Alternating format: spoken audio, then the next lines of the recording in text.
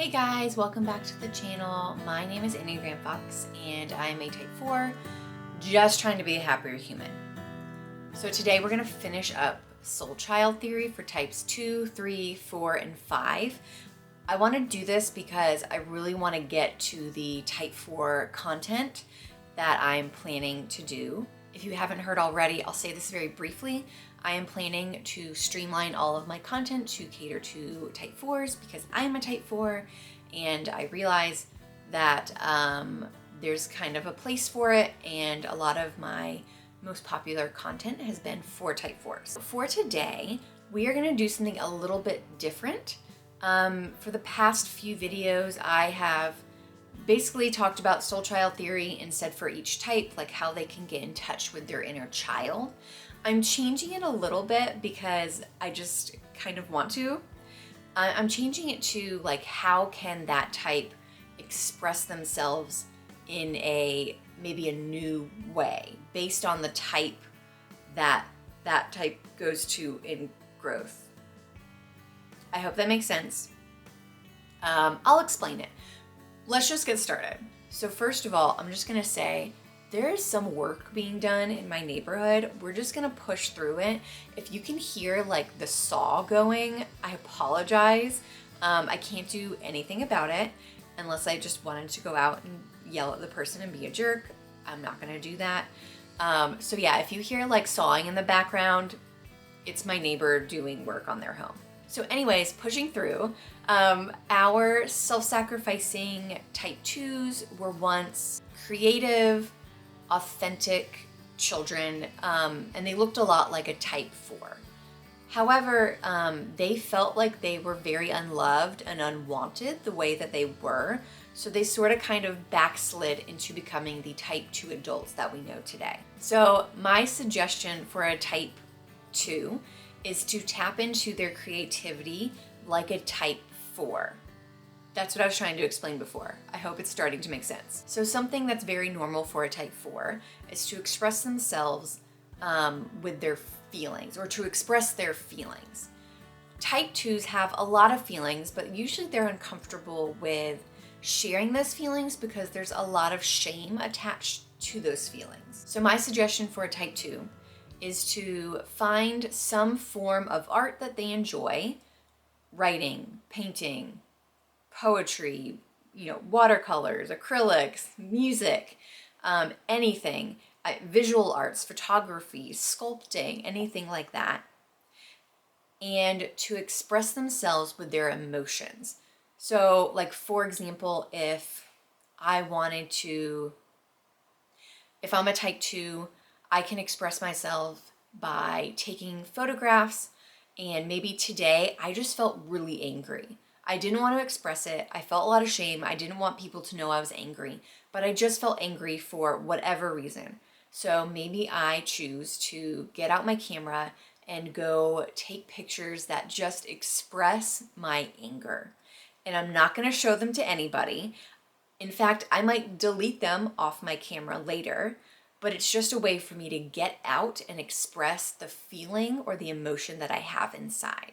Up next is a type 3. The hardworking type 3 was once a loyal, supportive child, looking like a type 6. However, they felt like they weren't accepted for being loyal and supportive, and so they sort of kind of backslid into the type 3 adults that we know today. My suggestion for a type 3 is to tap into their creativity like a type 6. Now, what this can look like is to approach creativity or a creative project in a very practical, pragmatic way, and to focus on problem solving. For example, a lot of type 3s, they want to create things that are impressive or just like better than their best, which is a great thing. So let's say I like to express myself through writing.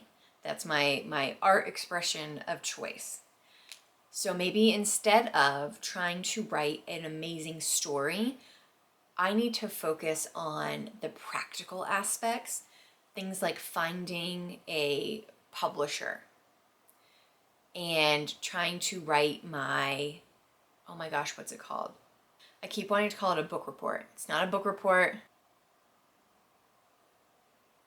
Query letter. That's not quite out what I was looking for, but it's pretty close. So let's say I need to not only write a nice query letter, I need to think about what are some possible like hard-hitting questions a publisher or a literary agent could ask me. So maybe your query letter is written very well.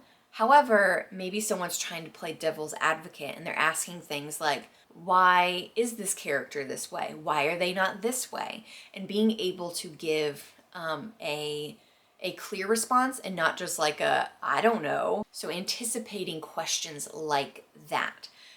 Because type 6s like to be prepared. They're sometimes worst case scenario thinkers. They just like being prepared. So a good way for a type 3 to tap into their type 6 soul child is to think practically about their art and to try to anticipate future problems. All right, type 4 is my favorite. Just kidding. The authentic type 4 was once a very virtuous, practical child, kind of looking like a type 1. However, they were directly or indirectly communicated to that they were too much as they were, so they sort of kind of backslid into the type 4 adult that we know today. So a way for the type 4 to tap into the creative expression of their soul child is to look at their art like a type 1. They can do this by emphasizing like perfection and emphasizing order. I don't like saying perfection because type 4s do struggle with perfectionism. A lot of types do, a lot of people do. However, what I'm trying to say is maybe your art of choice is watercolors. And instead of just trying to express yourself through watercolors, maybe you're trying to make something very specific.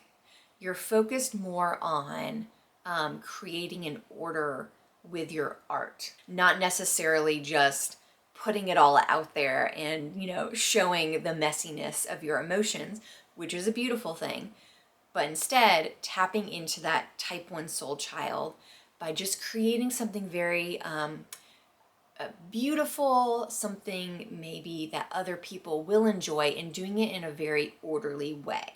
Last but not least, our introspective type 5s were once assertive, fierce type 8s. However, they were directly or indirectly told that the world was not a trustworthy place, so they sort of kind of backslid into becoming the type 5 adults that we know today.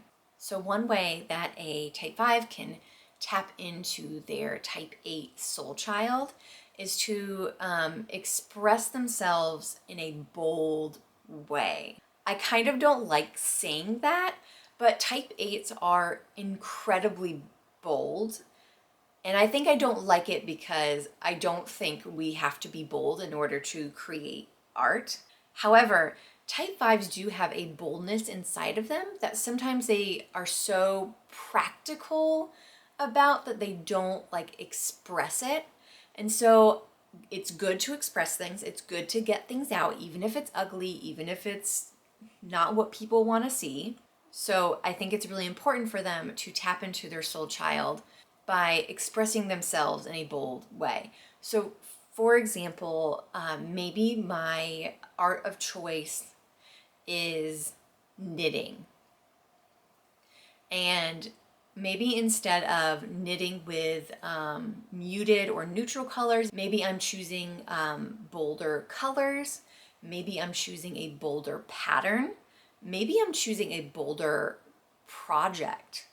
Type 8s are very like, you know, they give 110%, they go big or go home.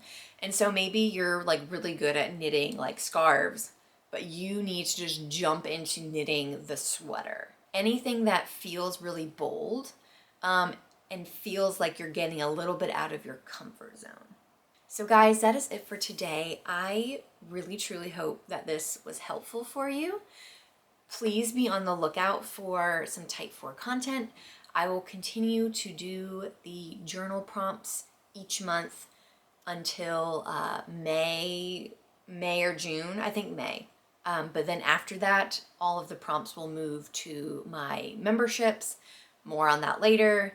But please look out for some type 4 content. I am so excited to share it with you. I'm so excited to go on this self-awareness journey with everyone. So look forward to that. So thank you guys, and I will see you all soon. Bye.